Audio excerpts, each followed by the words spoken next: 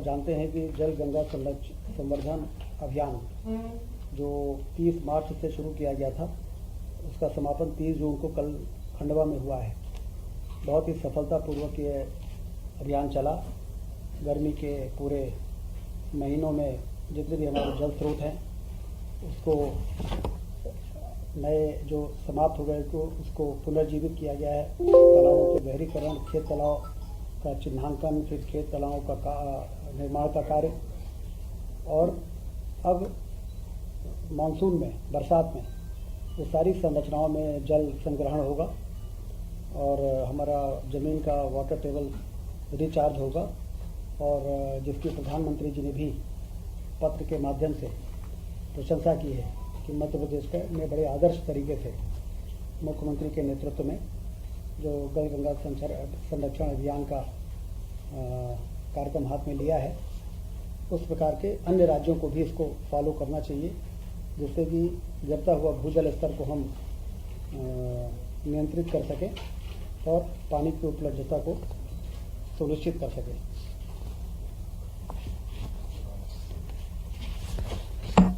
1 जुलाई से 15 सितंबर तक अभी दूसरा अभियान की शुरुआत हो रही है, एक पेड़ माँ के नाम, जिसमें कि पूरे प्रदेश भर में यह अभियान चलेगा। उसी प्रकार से जैसे जल गंगा संरक्षण अभियान चला है, वृक्षारोपण को जन आंदोलन बनाना उद्देश्य है, क्योंकि हम सब जानते हैं कि वृक्षारोपण से ही हम क्लाइमेट चेंज और पर्यावरण की जो चुनौतियां हैं उसका सामना कर सकते हैं।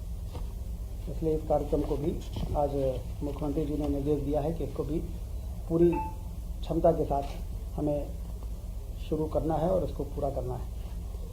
Regional industry skill and employment conclave Ratlam में जो आयोजित हुआ है, उस कॉन्क्लेव में भी काफ़ी सफलता मिली है। 5000 से अधिक विशिष्ट अतिथियों, MSME प्रतिभागियों ने उसमें भाग लिया है। कॉन्क्लेव में 1674 करोड़ निवेश, जिसमें 3787 औद्योगिक इकाइयों का भूमि पूजन और लोकार्पण हुआ है, और रोजगार की संभावना इसमें रहेगी करीब 4000। इसी प्रकार से 573 औद्योगिक इकाइयों को 240 हेक्टेयर भूमि आवंटन आदेश दिया गया। 6250 करोड़ का निवेश तथा 27600 रोजगार के अवसर इसमें सृजित हो सकेंगे। कॉन्क्लेव के 140 औद्योगिक इकाइयों को 425 करोड़ रुपए तथा 880 MSME इकाइयों को 269 करोड़ की वित्तीय सहायता का वितरण भी इस कॉन्क्लेव में किया गया है, जो एक जिसमें मध्य प्रदेश में निवेश करने वालों में एक नया उत्साह, इस प्रकार के कार्यक्रमों में जो सब्सिडी का डिसबर्समेंट है उसके माध्यम से एक बहुत ही अच्छा मैसेज पूरे देश में गया है मध्य प्रदेश के प्रति। 4.25 लाख से अधिक हितग्राहियों को 3861 करोड़ का ऋण वितरण किया गया। कॉन्क्लेव में 30,402 करोड़ के निवेश प्रस्ताव प्राप्त हुए हैं, इसमें 35,000 रोजगार के अवसर सृजित होना संभावित है। इसी प्रकार से पिछले दिनों गुजरात के सूरत में भी निवेशक संवाद कार्यक्रम आयोजित हुआ, जिसमें मुख्यमंत्री जी स्वयं गए थे। डायमंड सिटी सूरत में 29 जून 25 को यह इंटरैक्टिव सेशन हुआ। 15,710 करोड़ के निवेश प्रस्ताव प्राप्त हुए, जिनमें लगभग 11,250 रोजगार सृजन की संभावना है। 400 अधिक निवेशकों ने इस संवाद सत्र में भाग लिया है। मध्य प्रदेश को डिटॉक्स कॉर्पोरेशन प्राइवेट लिमिटेड से पर्यावरण क्षेत्र में 7,500 करोड़ रुपए तथा KP ग्रुप नवीनीकरण ऊर्जा क्षेत्र में 6,500 करोड़, ये बड़े प्रस्ताव प्राप्त हुए। मूंग और उड़द का, जैसा आप सबको मालूम है कि खरीदी का जो निर्णय MSP पर लिया गया, 6 जुलाई तक उसका पंजीयन समाप्त होने के बाद 7 जुलाई से 6 अगस्त तक इसका उपार्जन किया जाएगा। जिला विकास सलाहकार समिति का गठन कर शीघ्र बैठक का आयोजन करने का निर्देश मुख्यमंत्री जी ने दिया है। इस जिला विकास सलाहकार समिति में मुख्यमंत्री की अध्यक्षता में जिले के सांसद, विधायक, जिला पंचायत अध्यक्ष, जनपद अध्यक्ष, मेयर, नगर पालिका के अध्यक्ष, नगर निगम के स्पीकर आदि के साथ चिकित्सा, विधि, इंजीनियरिंग, समाज सेवा, कृषि, उद्यानिकी, डेयरी आदि क्षेत्रों के जिले के 20 नामांकित विशेषज्ञ की जिला विकास सलाहकार समिति का गठन होगा, जिसमें जिले में विकास के क्या संभावनाएं हैं, किस तरीके से मास्टर प्लान तैयार किया जाना चाहिए। इन सब पे इस समिति में चर्चा हो सकेगी। 15 जुलाई तक इसको करने के निर्देश दिए गए हैं।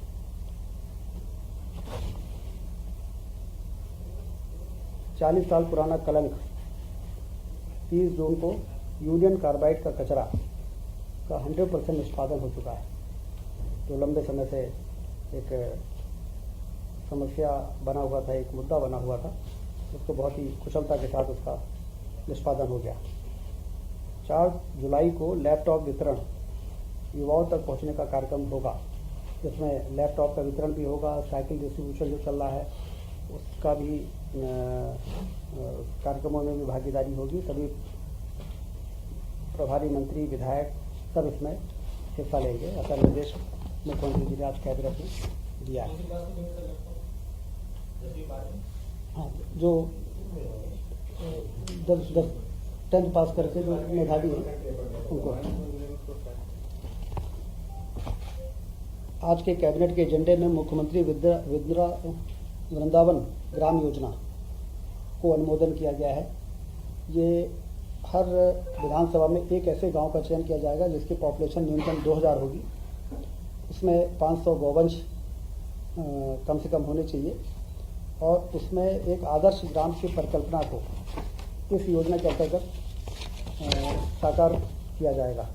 तो एक आदर्श गांव की के रूप में विकसित होगा और बाद में पूरे जिले को किस प्रकार से, विधानसभा को हमें विकास का मॉडल किस प्रकार से होना चाहिए, वो एक मॉडल के रूप में स्थापित होगा।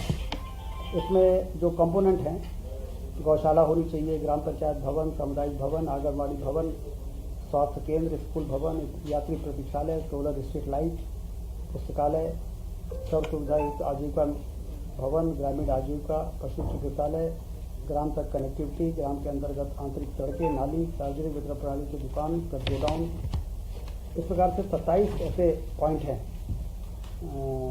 ड्रिप इरिगेशन, हर घर जल, सोलर ऊर्जा आधारित पंप के माध्यम से, और बायोगैस प्लांट, शांति धाम निर्माण, गौ समाधि स्थल, सेग्रीगेशन शेड, जल निकासी के लिए नाली, कृत्रिम गर्भाधान केंद्र। इस प्रकार से 27 सार्वजनिक शौचालय, सार्वजनिक उद्यान को इसमें विकसित किया जाएगा। उसके लिए जो आवश्यक बजट है उसका प्रावधान हमारे बजट में किया गया है। आजीविका संबंधी गतिविधियाँ भी, वाटर कंजर्वेशन संबंधी, पंचायत सशक्तिकरण संबंधी, विशेष लक्ष्य, प्राकृतिक कृषि को कैसे हम प्रमोट कर सकते हैं, मल कीचड़ प्रबंधन कैसे हो सकता है, धार्मिक स्थल भूमि का संरक्षण, वहाँ का पूरा मास्टर प्लान उस गांव का, ये सब उस गांव में सारी जो नवाचार और जो बेस्ट प्रैक्टिसेस है, जो विकास के लिए मूलभूत आवश्यक मापदंड हैं, वो सारे उस पर लागू किए जाएंगे, जिससे कि हम एज ए मॉडल उसको शोकेस कर सकें कि एक आदर्श गाँव किस प्रकार का होता है। इस जिले, इस विधानसभा के इस गांव में जाकर उसको देखा जा सकता है।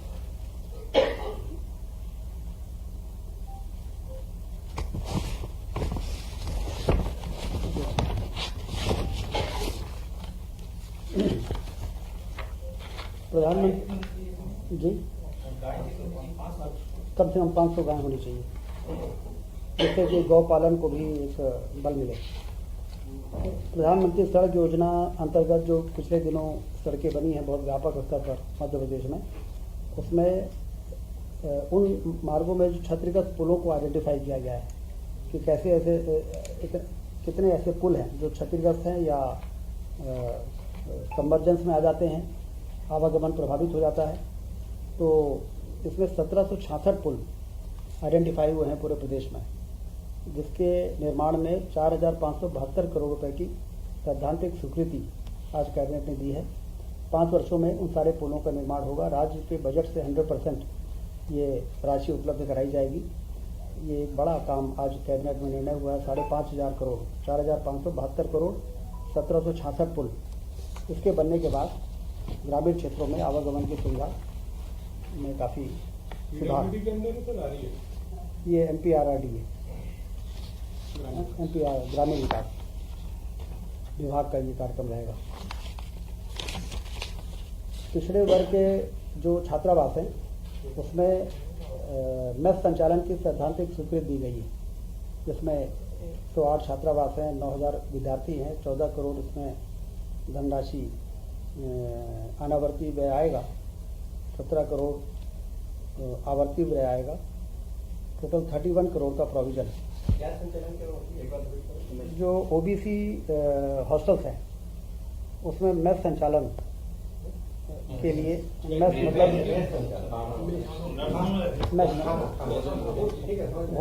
भोजनालय, उसमें भोजनालय के स्थापना 31 करोड़। ये काफ़ी उन विद्यार्थियों के लिए जो छात्रावास में रहते हैं और भोजन के लिए उनको होटलों में या कहीं जाना पड़ता है, एक बड़ी सुविधा उनको यहाँ प्राप्त हो जाएगी। तो एक बड़ी उपलब्धि मध्य प्रदेश को मिली है।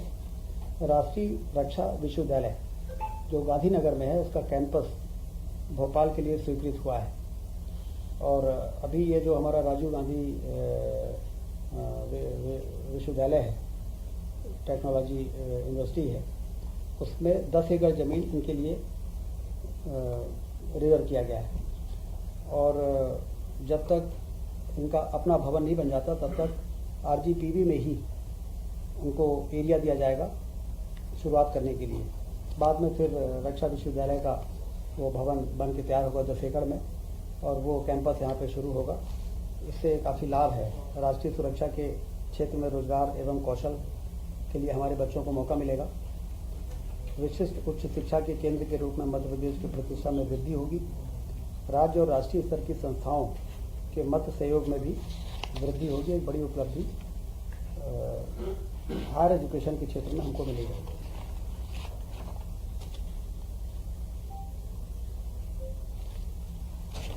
3 नए नवगठित जिले जो हैं मऊगंज, मैहर और पाडूना, उसमें अनुसूचित जाति जनजाति के कार्यालय खोलने के लिए आज मंजूरी हुई है। इसमें 3 करोड़ 81 लाख वार्षिक अतिरिक्त वित्तीय व्यय की स्वीकृति आज प्रदान की गई है।